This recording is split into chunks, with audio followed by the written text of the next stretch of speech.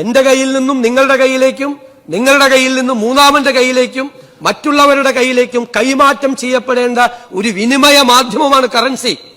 കോറോ health കമ്പനിയുടെ കൂട്ട പിരിച്ചുവിടലിൽ മന്ത്രിതല ചർച്ചയിലും സമവായമില്ല. ചർച്ചയിൽ ഓൺലൈനായി പങ്കെടുത്ത കമ്പനി അധികൃതർ കോറോ ഹെൽത്ത് നഷ്ടത്തിലാണെന്നും കേരളത്തിൽ പ്രവർത്തനം അവസാനിപ്പിക്കുകയാണ് എന്നുമുള്ള നിലപാടിൽ ഉറച്ചുനിന്നു. സർക്കാർ സമ്മർദ്ദം ശക്തമാക്കിയതോടെ ഈ മാസം 20-ാം തീയതി കമ്പനി അധികൃതർ കേരളത്തിൽ ചർച്ചയ്ക്ക് നേരിട്ടെത്തും എന്നറിയിച്ചിട്ടുണ്ട്. അതുവരെ ജീവനക്കാരെ ഓഫീസിൽ പ്രവേശിപ്പിക്കില്ല എന്നാണ് കമ്പനിയുടെ നിലപാട്. നമസ്കാരമുണ്ട്. ഇപ്പോൾ നമ്മൾ 2 വീഡിയോ ഭാഗങ്ങൾ കണ്ടു. ഒന്ന് നമ്മുടെ ബഹുമാനപ്പെട്ട മുഖ്യമന്ത്രി മണി സർക്കുലേഷനെ പറ്റി പറയുന്നതാണ്. മണി സർക്കുലേഷൻ എന്ന് പറഞ്ഞാൽ നമ്മുടെ കയ്യിലിരിക്കുന്ന പണം അടുത്തൊരാൾക്ക്, അവിടെ നിന്ന് മൂന്നാമതൊരാൾക്ക്, അവിടെ നിന്ന് നാലാമതും 5-ാമതും അങ്ങനെ ചുറ്റിക്കറങ്ങി എത്ര പേരിലൂടെ ഇത് കറങ്ങിത്തിരിഞ്ഞൊക്കെ വീണ്ടും നമ്മളിലൊക്കെ എത്തി അങ്ങനെ നമ്മുടെ സാമ്പത്തിക രംഗം പുഷ്ടിപ്പെടുക. അതിൻ്റെ വലിപ്പം കൂടുന്നതിനനുസരിച്ചാണ് എക്കണോമി വളരുന്നത്, അല്ലെങ്കിൽ നമ്മുടെ സാമ്പത്തിക രംഗം പുഷ്ടിപ്പെടുന്നത് എന്നാണ് അദ്ദേഹം പറഞ്ഞതിൻ്റെ അടിസ്ഥാനം. പക്ഷെ ഇതിൻ്റെയൊക്കെ ബേസിക് ആയിട്ടുള്ള അടിസ്ഥാനം മറ്റൊന്നാണ് കേട്ടോ. നമുക്ക് വരുമാനം വേണമല്ലോ, നമുക്കൊരു സ്രോതസ്സ് വേണമല്ലോ, എന്നാലല്ലേ നമുക്ക് ചിലവാക്കാൻ പറ്റൂ. അങ്ങനെ വരുമാനത്തിനൊരു സോഴ്സ് വേണം. അങ്ങനെ വരുമാന സ്രോതസ് ഉണ്ടായിരുന്ന ഒരു സോഴ്സ് ഉണ്ടായിരുന്ന 800 ചെറുപ്പക്കാർക്കാണ് ഒരു സുപ്രഭാതത്തിൽ കൊച്ചിയിലും കോഴിക്കോടുമായിട്ട് ഒരു സുപ്രഭാതത്തിൽ ആ സ്രോതസ് ഇല്ലാതായത്. അങ്ങനെ സ്രോതസ് നിന്ന 800 ചെറുപ്പക്കാരുടെ കഥയാണ് ഈ 2ാമത്തെ വീഡിയോയിൽ കണ്ടത്. ഇത് കഴിഞ്ഞ ആഴ്ച നമ്മുടെ കേരളത്തിൽ സംഭവിച്ചതാണ്. അവിടെ കൊണ്ട് ഇത് തീർന്നോ? ഇല്ല. ഇനി മറ്റൊരു വാർത്ത കൂടെ കേട്ടാൽ നിങ്ങൾക്ക് ഇതിൻ്റെ ആഴം കുറച്ചുകൂടെ മനസ്സിലാകാൻ സാധ്യതയുണ്ട്. അതുകൂടെ ഒന്ന് കേട്ടു നോക്കും. മറ്റൊരു കൂട്ടപ്പിരിച്ചുവിടലിന്റെ ഞെട്ടിക്കുന്ന വാർത്തയിലേക്കാണ് നമ്മൾ ഇനി കടക്കുന്നത്. ജീവനക്കാരെ വഴിയാധാരമാക്കി വീണ്ടും കൂട്ടപ്പിരിച്ചുവിടൽ. കൊച്ചി ആസ്ഥാനമായ ടെൽറോപ്പ് കമ്പനിയിൽ ആണ് കൂട്ടപ്പിരിച്ചുവിടൽ. 300 ജീവനക്കാർ ശമ്പളവും ജോലിയുമില്ലാതെ അവസ്ഥയിലാണ്. AI വന്നതിനാൽ കമ്പനി പൂട്ടുകയാണെന്ന് ഉടമകൾ പറയുന്നു. പരസ്യ പ്രതിഷേധത്തിനൊരുങ്ങുകയാണ് ജോലി നഷ്ടപ്പെട്ടവർ. മറ്റൊരു കൂട്ടപ്പിരിച്ചുവിടലിന്റെ കഥ കൂടിയാണ് നമ്മൾ കേട്ടത്. അപ്പൊ പഴയ 800-ഉം ഈ 300-ഉം 1100 പേരുടെ ജീവിതം വഴിമുട്ടി എന്നർത്ഥം. മുഖ്യമന്ത്രിയുടെ ആദ്യത്തെ ആ മണി സർക്കുലേഷനെ പറ്റി നിങ്ങൾ ഒന്നും കൂടെ ഓർത്തു നോക്കുന്നത് നല്ലതാണ്. അപ്പം മണി സർക്കുലേറ്റ് ചെയ്യണമെങ്കിൽ എന്ത് വേണം? സോഴ്സ് വേണം, വരുമാനത്തിൻ്റെ സോഴ്സ് വേണം. അത് നിലച്ചുപോയി. പിന്നെ എവിടെ നിന്നാണ് നമുക്ക് മണി സർക്കുലേറ്റ് ചെയ്യാൻ പറ്റുക? നമ്മൾ വിദേശത്തൊക്കെ പോയി ജോലി ചെയ്യുന്നവരെ പറ്റിയും ഈ റിവേഴ്സ് റെമിറ്റൻസിനെ പറ്റി നമ്മുടെ മുഖ്യമന്ത്രി പറയുന്നുണ്ട്. അതുകൂടെ കേട്ടിട്ട് നമുക്ക് ബാക്കിയും കൂടെ പറഞ്ഞാലോ? അദ്ദേഹം അതും കൂടെ പറഞ്ഞത് കേട്ടാൽ നമുക്ക് ഒന്നുകൂടെ ഈ വിഷയത്തിൻ്റെ ആ ഗൗരവം പിടികിട്ടാൻ വേണ്ടിയിട്ടാണ്. എന്നിട്ട് നമുക്ക് ഈ വിഷയത്തിലേക്ക് വരാം. എന്റെ കയ്യിൽ നിന്നും നിങ്ങളുടെ കയ്യിലേക്കും, നിങ്ങളുടെ കയ്യിൽ നിന്നും മൂന്നാമന്റെ കയ്യിലേക്കും, മറ്റുള്ളവരുടെ കയ്യിലേക്കും കൈമാറ്റം ചെയ്യപ്പെടേണ്ട ഒരു വിനിമയ മാധ്യമമാണ് കറൻസി.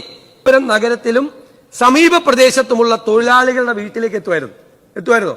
40-50 കോടി, 40% to 50% ലേബർ ചാർജ്. ഇപ്പൊ ആ പണം എങ്ങോട്ടാ പോകുന്നത്?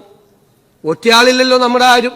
എല്ലാം ഇതര സംസ്ഥാനങ്ങളിൽ വരുന്ന ജീവനക്കാരാണ്. ഈ പറയുന്ന ഈ തിരുവനന്തപുരത്തും അല്ലെങ്കിൽ കൊച്ചിയിലും കേരളത്തിലും സർക്കുലേറ്റ് ചെയ്യപ്പെടേണ്ട പൈസയാണ് റിവേഴ്സ് റെമിറ്റൻസ് ആയിട്ട് ഇതര സംസ്ഥാനങ്ങളിലേക്ക്. അവിടെ ഇരിക്കട്ടെ സാറേ, അത് നമ്മുടെ മലയാളികൾ ചെയ്യാൻ മടിക്കുന്ന ജോലി ഈ അന്യനാട്ടിൽ നിന്ന് ഇവിടെ വന്ന് ജോലി ചെയ്ത് അവരുടെ നാട്ടിലേക്ക് പണം അയക്കുന്ന കാര്യമല്ലേ സാറ് പറഞ്ഞത്? ഇതിപ്പോൾ നമ്മുടെ മലയാളികൾ ചെയ്യുന്ന ജോലിയുണ്ടല്ലോ, ഒരു 1100 പേരുണ്ടല്ലോ, അവർ ഇവിടെ ജോലി ചെയ്തിരുന്നുവല്ലോ, അവർക്ക് മാസം ശമ്പളം കിട്ടുമായിരുന്നല്ലോ. ഏതാണ്ട് ഒരു 25,000 തൊട്ട് 60,000 രൂപ ശമ്പളം വാങ്ങിയിരുന്നു ഈ വൈറ്റ് കോളർ ജോലിയൊക്കെ ചെയ്ത, നല്ലോണം പഠിച്ച് മെഡിക്കൽ കോഡിങ്ങൊക്കെ പഠിച്ച് ഇത്തരം കമ്പനിയിലെ മുതലാളി അങ്ങ് അമേരിക്കയിലാണെങ്കിലും ഇവിടെ പണി കിട്ടുമായിരുന്നു. ഇവിടെ കോഴിക്കോടും കൊച്ചിയിലും കോയമ്പത്തൂരും ഹൈദരാബാദും ഒക്കെ അവർക്ക് ബ്രാഞ്ച് ഉണ്ടായിരുന്നു. ഒരു സുപ്രഭാതത്തിലാണ് നാളെ മുതൽ നിങ്ങൾ പണിക്ക് വരണ്ട, ഞങ്ങൾ AI ഒക്കെ ഡെവലപ്പ് ചെയ്തു, ഇനി നിങ്ങളുടെ ആവശ്യമില്ല എന്ന് പറഞ്ഞത്. അവർ ഇനി എന്ത് ചെയ്യും സാറേ? അവർ എന്തായാലും ഈ അന്യസംസ്ഥാന തൊഴിലാളികൾ ചെയ്തിരുന്ന പണിയെടുക്കാൻ പോകുക സാറേ? പോകില്ല. കാരണം അവർ പഠിച്ചത് ഗ്രാജുവേഷനാണ്. അത് കഴിഞ്ഞ് മെഡിക്കൽ കോഡിങ് പഠിച്ചു, സയൻസ് സബ്ജക്റ്റുകൾ പഠിച്ചു, പോസ്റ്റ് ഗ്രാജുവേഷൻ പഠിച്ചു, മെഡിക്കൽ വിദ്യാഭ്യാസം നേടി. എന്നിട്ട് അവർ ഈ സാധാരണ അന്യസംസ്ഥാന തൊഴിലാളികൾ ചെയ്യുന്ന ജോലി ചെയ്യില്ലല്ലോ. അപ്പം ഇത്തരം ജോലികൾ ചെയ്തിരുന്നവരുടെ പണി ഒരു സുപ്രഭാതത്തിൽ ഇല്ലാതാകുകയാണ്. എന്നിട്ടാണ് നമ്മൾ കംപ്ലൈൻറ്റ് ചെയ്യുന്നത് നമ്മുടെ യുവാക്കളൊക്കെ പുറത്തേക്ക് പോകുന്നു എന്നുള്ളത്. അപ്പം ഇവിടെ തൊഴിലുള്ളവർക്ക് ഇവിടുത്തെ തൊഴിൽ സംരക്ഷണം കൊടുക്കാൻ നമുക്ക് കഴിയുന്നില്ല. അതെന്താ കാരണം? നമ്മുടെ ലേബർ കോഡൊക്കെ മാറ്റിമറിച്ചു അത്രേ. ഏത് കമ്പനിക്കും എപ്പോൾ വേണമെങ്കിൽ പൂട്ടിപ്പോകാം, നോട്ടീസ് പോലും കൊടുക്കാതെ എന്നുള്ള സ്ഥിതി വന്നു കഴിഞ്ഞാൽ നമ്മുടെ രാജ്യത്ത് പിടിച്ചു നിൽക്കാൻ പറ്റുമോ? ആദ്യം അതിനൊരു വഴി കാണാൻ ഒരു തൊഴിൽ കിട്ടിയാൽ അതനുസരിച്ച് ജീവിതം മുന്നേറാൻ ഒരു സ്ഥിരമായ തൊഴിൽ വേണ്ടേ, അവർക്കൊരു ഗ്യാരണ്ടി വേണ്ടേ? വിദ്യാഭ്യാസമൊക്കെ കഴിഞ്ഞ് മാന്യമായ ഒരു ജോലി കിട്ടുകയും അതനുസരിച്ച് ജീവിതം കെട്ടിപ്പടുക്കാൻ കഴിയുക എന്നുള്ളത് എല്ലാ യുവാക്കളുടെയും സ്വപ്നമാണ്. അതിന് സ്ഥിരമായ ഒരു ജോലി വേണം, ജോലി സ്ഥിരത വേണം, അതിനു വേണ്ട ഒരു സംവിധാനം വേണ്ടേ, അതനുസരിച്ചിട്ട് വേണ്ടേ നമ്മുടെ പ്രോഗ്രാമും പോളിസികളൊക്കെ നിശ്ചയിക്കാൻ. അതിനെന്ത് ചെയ്യാൻ പറ്റും സാറേ? അതിനെപ്പറ്റി ബ്രെയിൻ സ്റ്റോമിങ് നടത്തിയാൽ നമുക്ക് എന്തെങ്കിലും ഒരു വഴി കിട്ടുമോ സാറേ? അതിനെപ്പറ്റി ആലോചിക്കണം, എന്ത് ചെയ്യാൻ പറ്റുമെന്ന്. നമ്മുടെ നാട്ടിൽ തൊഴിലുണ്ടായിരുന്നവരുടെ തൊഴിൽ നഷ്ടപ്പെടുമ്പോൾ ഇനി ആരാണ് സാറേ പുതിയ തൊഴിലുമായി ഇവിടെ വരാൻ പോകുന്നത്? സർക്കാരിൻ്റെ കാര്യം കഷ്ടമാണെന്നറിയാം. മധുരിച്ചിട്ട് തുപ്പാനും വയ്യ, കഴിച്ചിട്ട് ഇറക്കാനും വയ്യ എന്നുള്ള രൂപത്തിലായിരിക്കും. എന്തെങ്കിലും തരത്തിൽ കമ്പനികൾക്കെതിരെ നടപടിയെടുത്താൽ നാളെ ഇവിടേക്ക് ഒരു കമ്പനിയും ഒരു തൊഴിലവസരങ്ങളും സൃഷ്ടിക്കാനായിട്ട് ഇങ്ങോട്ട് വരില്ല.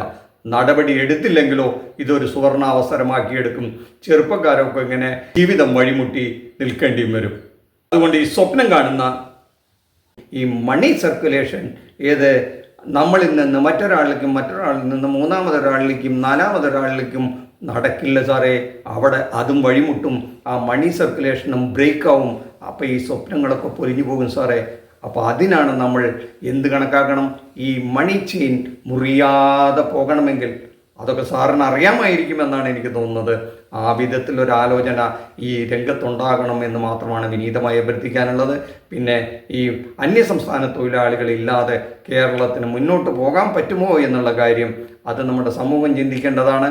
അത് എത്രത്തോളം സാധ്യമാകുമെന്നുള്ളത് ഇപ്പോൾ കഴിഞ്ഞ ആഴ്ചയിൽ ഒരു വീഡിയോ ചെയ്തപ്പോൾ ഏതാണ്ട് 100,000 പേരാണ് അത് കണ്ടിരിക്കുന്നത്. ആയിരക്കണക്കിന് അഭിപ്രായങ്ങളാണ് വന്നിരിക്കുന്നത്, എതിരായിട്ടും അനുകൂലിച്ചുകൊണ്ടും വന്നിരിക്കുന്നത്. അവർക്കൊക്കെ നന്ദി പറയട്ടെ. എന്തായാലും ഈ തൊഴിലില്ലായ്മയും ഈ വരുമാനത്തിൻ്റെ ഒരു ഗ്യാരണ്ടി ഇല്ലായ്മയും ഒരു ജോലി സ്ഥിരത ഇല്ലായ്മയും നമ്മുടെ യുവതലമുറ അനുഭവിക്കുന്ന വലിയൊരു ഭീഷണിയാണെന്നുള്ള കാര്യത്തിൽ ഒരു തർക്കവുമില്ല. അവർക്ക് ഈ സംഘടന, തൊഴിലാളി സംഘടന എന്നൊക്കെ പറഞ്ഞാൽ പരമപുച്ഛമാണ്. പ്രത്യേകിച്ചും ഇപ്പോഴത്തെ യുവതലമുറയ്ക്ക്, ജെൻസി പിള്ളേർക്കൊക്കെ ഈ തൊഴിലാളി സംഘടനകളോടൊക്കെ പരമപുച്ഛമാണ്, സമരം ചെയ്യുന്നവരാണ് എന്നൊക്കെയായിരുന്നു.